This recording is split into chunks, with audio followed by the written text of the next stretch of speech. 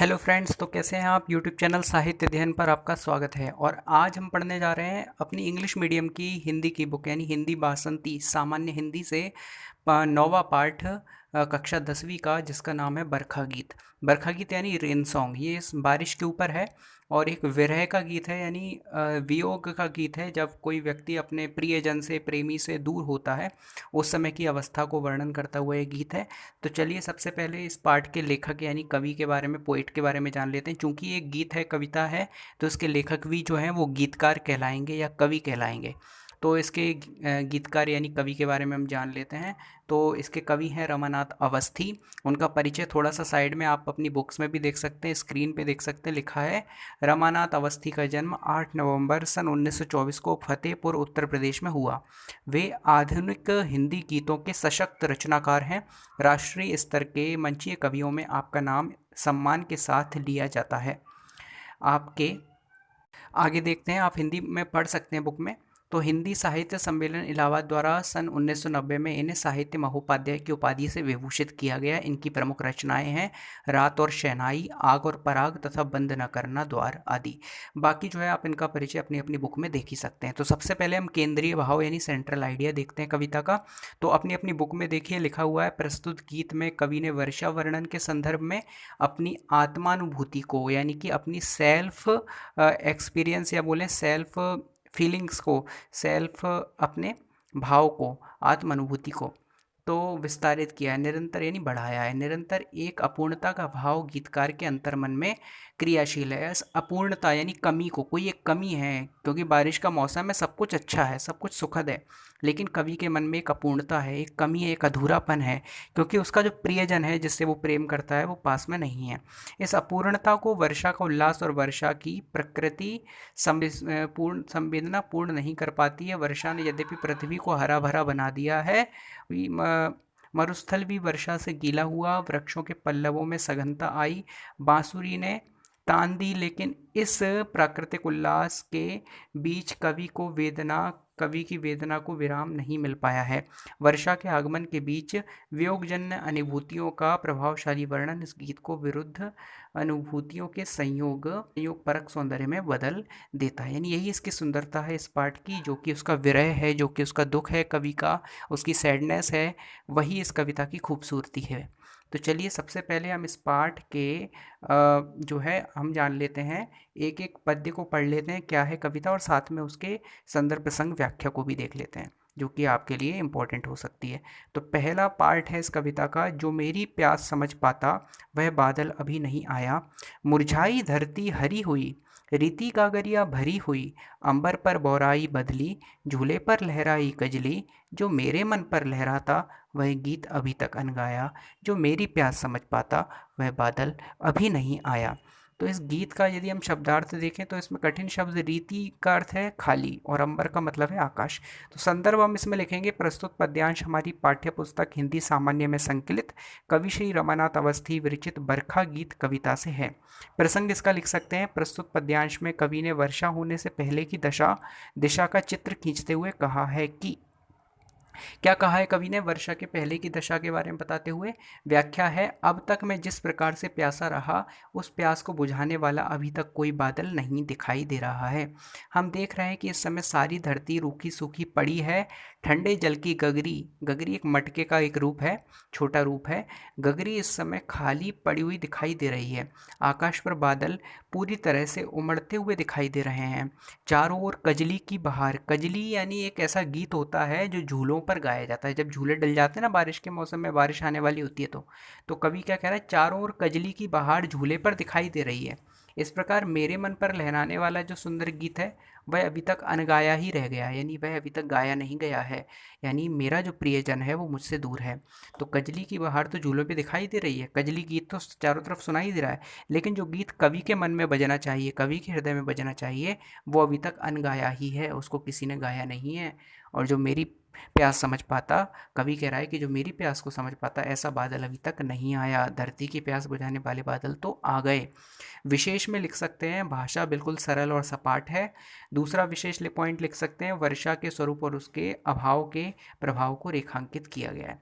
Second इसका part है कविता का, बादल टूटे बरसा जीवन, भीगा मरुथल महका मधुवन, पेड़ों की छाँ हुई गहरी, इसका साथी दिन का प्रहरी, जो मेरा साथी बन पाता, वह रूप कहीं है भरमाया, जो मेरी प्यास समझ पाता, वह बादल अभी नहीं आया।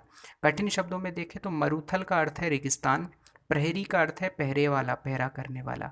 संदर्भ में हम पूर्ववत यानी कि पहले वाला ही संदर्भ लिखेंगे। अगर आपके एग्जाम में ये वाला पद्यांश आता है तो आप पहले फर्स्ट में जो संदर्भ लिखा है वही संदर्भ में डाल देंगे, पूर्ववत ना लिखिएगा, पूर्ववत का अर्थ होता है पहले वाला। तो प्रसंग में लिखना है, प्रस्तुत पद्यांश में कवि ने वर्षा के बाद की स्थिति का चित्र खींचते हुए कहा है कि, देखिए व्याख्या है, वर्षा होने पर आकाश में उमड़ते हुए बादल अब बरसने लगे, इससे ऐसा लगने लगा है मानो जीवन ही बरस गया है। उजाड़, सूखा और निर्जीव रेगिस्तान भी सरस हो गया है, मधुवन की उदासी कट गई है, अब वह महकने लगा है। पेड़ों के पत्ते और फूल फल अधिक हो गए हैं, यानी पेड़ जो हैं फूल फलों से लद गए। हम बारिश के मौसम में देखते हैं ना कि कितने हरे भरे पेड़ हो जाते हैं, फल फूलों से लद जाते हैं, तो इस प्रकार हो गया है। इससे पेड़ों की छाया भी बड़ी गहरी होने लगी है, पेड़ बड़े छायादार हो गए हैं। यानी बारिश के समय देखते हैं ना, हर चीज़ पल्लवित हो जाती है, हर चीज़ खिल जाती है, खुश हो जाती है, और पेड़ भी जो है पूरी छायादार पूरे बढ़ जाते हैं, उनके अंदर जो है सघन हो जाते हैं, वो घने हो जाते हैं, फल फूल और पत्तों से लद जाते हैं। और क्या कह रहे हैं कि अब तो इसका साथी देने वाला दिन का प्रहरी सूरज ही है, यानी जो सूरज है वही अब सुहाना लगता है ऐसे मौसम में। लेकिन मेरा जो साथी बन पाएगा उसका स्वरूप अधिक भ्रम में डालने वाला है, वह रूप कहीं अभी खोया हुआ है, घुमा हुआ है, भ्रमित है, यानी मेरे पास नहीं है। सूरज तो है इसके पास, इसका साथी दिन का प्रहरी, लेकिन जो मेरा साथी बन पाता ऐसा मेरा मीत अभी तक आया नहीं है।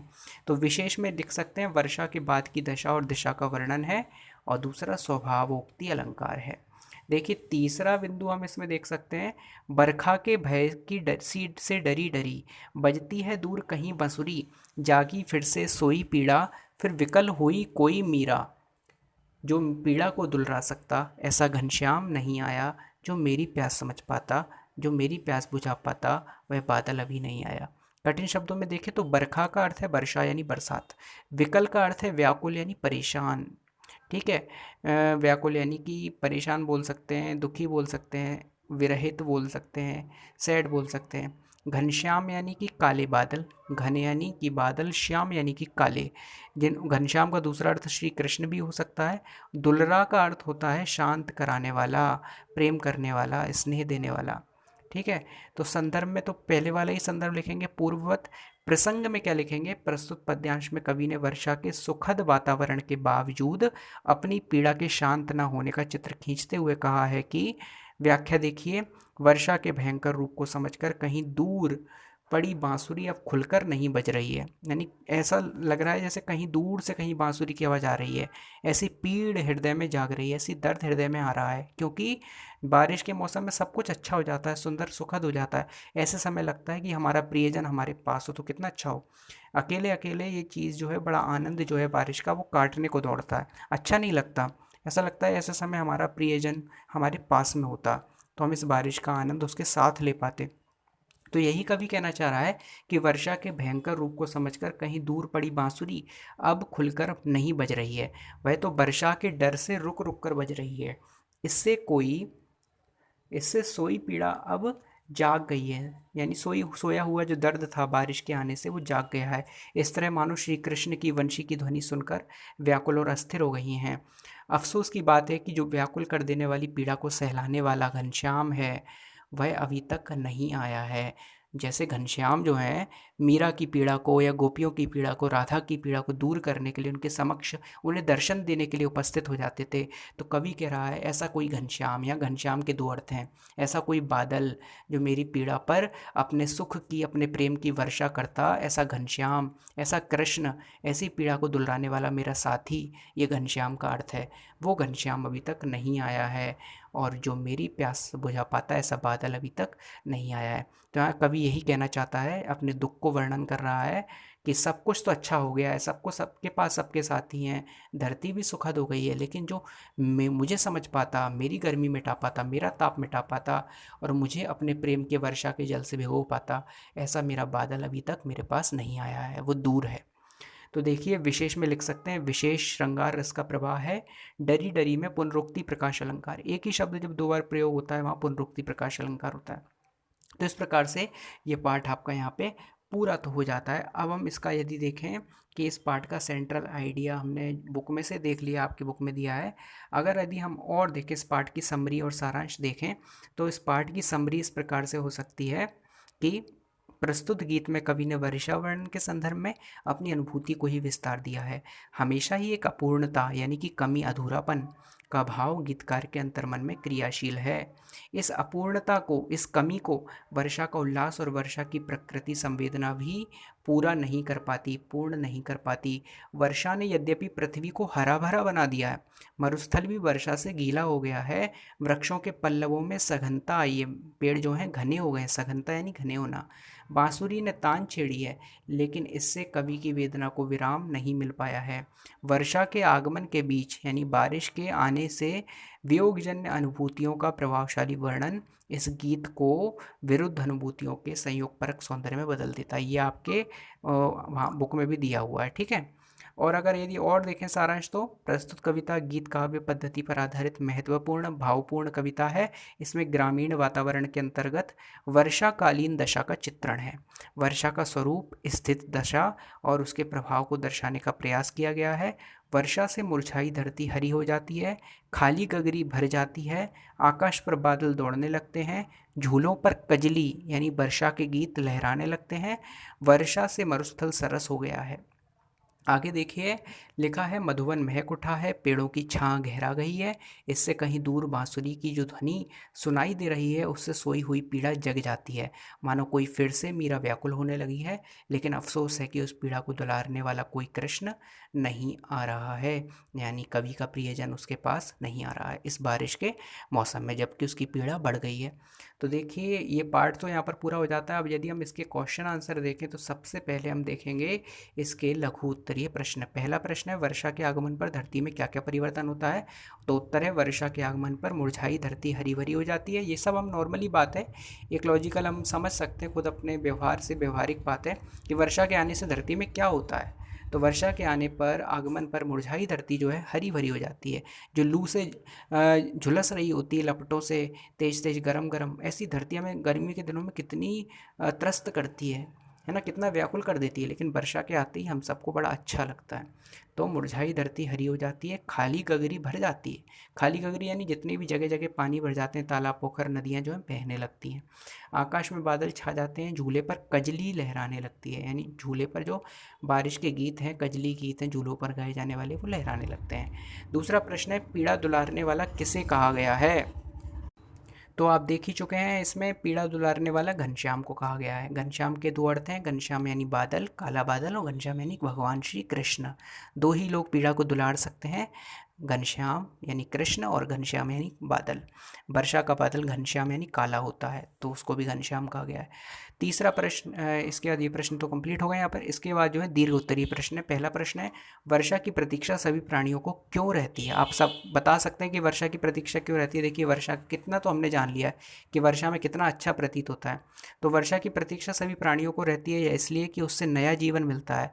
चारों ओर खेत लहलहाने लगते हैं, फसल मिलती है, उससे धरती को नया जीवन मिलता है। जीवन एक तरह से प्राण तत्व जाने लगता है गर्मी के कारण, और वर्षा में वो प्राण तत्व फिर से वापस आ जाता है। नीरसता सरसता में बदल जाती है। सब तरफ जो नीरस हो गया है, सब तरफ रस भर जाता है, जल भर जाता है, सब कुछ सुखद हो जाता है ना। जो इरिटेशन भरा मूड है वो भी अच्छा हो जाता है। चारों ओर आनंद और सुख का वातावरण फैल जाता है। दूसरा प्रश्न है, गीत में कवि ने वियोगजन्य पीड़ा को किस प्रकार चित्रित किया है? तो उत्तर है, गीत में कवि ने वियोगजन्य पीड़ा को, यानी वियोग यानी दूरी से उठने वाली पीड़ा, वियोगजन्य पीड़ा को इस प्रकार चित्रित किया है कि बरखा के भय से, बारिश के भय से डरी डरी बजती है दूर कहीं बांसुरी। कोई एक बांसुरी है जो दूर कहीं बज रही है, और जागी फिर से सोई पीड़ा, फिर विकल हुई कोई मीरा, जो पीड़ा को दुलरा सकता ऐसा घनश्याम नहीं आया। इस प्रकार से चित्रित किया है। अगला प्रश्न यानी तीसरा प्रश्न है, जागी फिर से सोई पीड़ा से कवि का क्या आशय है? तो जागी फिर से सोई पीड़ा से कवि का आशय है कि कवि का वियोग स्थायी है, कवि का जो दर्द है वो हमेशा रहने वाला है, क्योंकि उसका साथी उसके पास कभी नहीं आ सकता। यह इसलिए कि उसकी पीड़ा का प्रेम करने वाला अभी तक कोई घनश्याम उसके पास नहीं आया है, तो उसका दर्द अभी तक दूर नहीं हुआ है। भले ही धरती हरी भरी हो जाए, धरती का दुख दूर हो जाए, सभी प्राणियों का दुख दूर हो जाए, लेकिन उसका दुख अभी तक दूर नहीं हुआ है। इस प्रकार से प्रश्नोत्तर भी कंप्लीट हो जाते हैं। इसके बाद कुछ अन्य अभ्यास है, जैसे कि पहला प्रश्न उसमें है, निम्नलिखित शब्दों के पर्यायवाची शब्द लिखिए। तो पर्यायवाची लिखना है पेड़ का, अंबर का, प्रहरी और बादल का। तो उत्तर में हम देख सकते हैं पेड़ के पर्यायवाची हैं वृक्ष, तरु, पादप हो सकते हैं। अंबर के गगन, आसमान, आकाश, नभ। प्रहरी का पहरेदार, रक्षक। बादल का जलद, नीरद, वारिद, अम्बुद। ठीक है। इसके बाद प्रश्न क्रमांक 2 है, निम्नलिखित शब्दों के समास विग्रह करना है। तो घनश्याम, मधुवन, बरखागीत और पीताम्बर का समास विग्रह करेंगे। घनश्याम यानी घन के समान श्याम। ठीक है। मधुवन यानी मधु है जो वन, सुंदर है जो वन। बरखा गीत यानी बरखा का गीत। और पीताम्बर यानी पीत है अंबर, वस्त्र जिसका। पीताम्बर यानी पीले कपड़े वाला, पीत वस्त्र वाला, यानी भगवान श्री कृष्ण। तो इसके बाद अगला क्वेश्चन जो है वो है बादल टूटे बरसा जीवन, पंक्ति का भाव सौंदर्य स्पष्ट कीजिए। ये देखिए, ये प्रश्न और देख लीजिए, बादल टूटे बरसा जीवन, पंक्ति का भाव सौंदर्य स्पष्ट कीजिए। तो बादल टूटे बरसा जीवन काव्य पंक्ति की भाव योजना सरस और स्वाभाविक है। वर्षा के आने पर चारों ओर ऐसा उल्लास छा जाता है मानो जीवन बरस रहा है। ऐसा लगता है कि जल ही तो जीवन है, जल बरस रहा है यानी जीवन बरस रहा है। इससे भावों का आकर्षण स्पष्ट झलक रहा है। इस प्रकार से देखिए, अब चौथा प्रश्न है इसके बाद, निम्नलिखित तद्भव शब्दों के तत्सम रूप लिखना है। तो बरखा, रीति, धरती, दिन, बांसुरी, इन सब के तद्भव रूप लिखेंगे। तो तद्भव रूप में तत्सम रूप लिखेंगे। तो बरखा का तो हो जाएगा वर्षा, रीति का हो जाएगा रिक्त, खाली, धरती का हो जाएगा धरा, दिन का हो जाएगा दिवस, बांसुरी का हो जाएगा वंशी। ये होगा इनके तत्सम रूप। इस प्रकार से पूरा पाठ यहाँ पर कंप्लीट हो जाता है। आप पिछले पाठ भी जो है चैनल की प्लेलिस्ट में जाकर चेक कर सकते हैं, आपको मिल जाएंगे। और नए पार्ट भी आपको धीरे धीरे मिलते रहेंगे। तो आप वेट कीजिएगा, चैनल चेक करते रहिए, चैनल से जुड़े रहिए। अन्य जानकारियाँ भी कम्युनिटी में आपको मैं दे देता हूँ, बहुत अच्छी अच्छी इमेजेस में शेयर करता हूँ जिनमें छोटी छोटी जानकारियाँ रहती हैं संस्कृत और हिंदी साहित्य से जुड़ी हुई। तो हिंदी का भी पूरा पाठ्यक्रम चैनल पर उपलब्ध है, हिंदी संस्कृत का भी उपलब्ध है, दोनों आप देखिए, चैनल चेक कीजिए। और इसके साथ मैं आपसे विदा लेना चाहूँगा ये कह के कि आप जो है इस चैनल के जो है साहित्य अध्ययन के सोशल अकाउंट्स भी आप चेक कर सकते हैं, इंस्टाग्राम, फेसबुक, ट्विटर पर भी हमें फॉलो कर सकते हैं। और अपनी जो भी आपके पास सुझाव हैं वो हमसे शेयर करें, जो भी शिकायत है वो हमें बताएं। और इस प्रकार से चैनल से जुड़े रहें और अधिक से अधिक वीडियोस को शेयर करें। और आप यदि चाहते हैं किसी भी अन्य क्लास के बारे में या किसी अन्य प्रतियोगी परीक्षाओं के बारे में जानकारियाँ और संस्कृत हिंदी साहित्य से जुड़ी कोई सी भी नॉलेज, कुछ भी, तो आप इस चैनल से ज़रूर जुड़े रहें और हमसे संपर्क करते रहें। कमेंट में अपनी बात को रखें, आपका आंसर ज़रूर मिलेगा। दुनिया भर में संस्कृत और हिंदी का कोई भी प्रश्न हो, कहीं भी साहित्य व्याकरण से जुड़ा, वो आप ज़रूर पूछें और इस चैनल से ज़रूर जुड़े रहें। थैंक यू सो मच, बहुत बहुत धन्यवाद।